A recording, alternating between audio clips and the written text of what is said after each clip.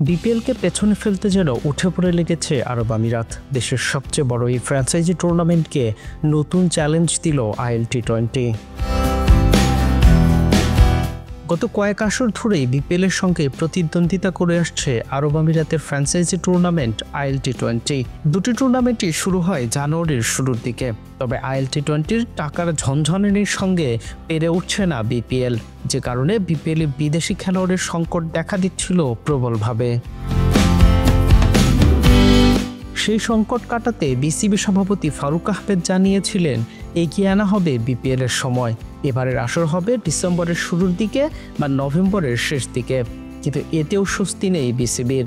বিপিএলকে ঠেকাতে যেন উঠে পড়ে লেগেছে আরব আমিরাত।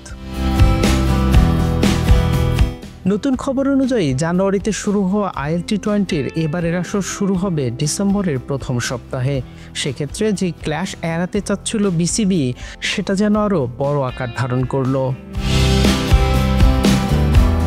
এখন যদি ডিসেম্বরে বিপিএল আয়োজন করা হয়, তবুও অন্তত 2 থেকে 3টি টুর্নামেন্টের সঙ্গে প্রতিযোগিতা করতে হবে বিপিএলকে।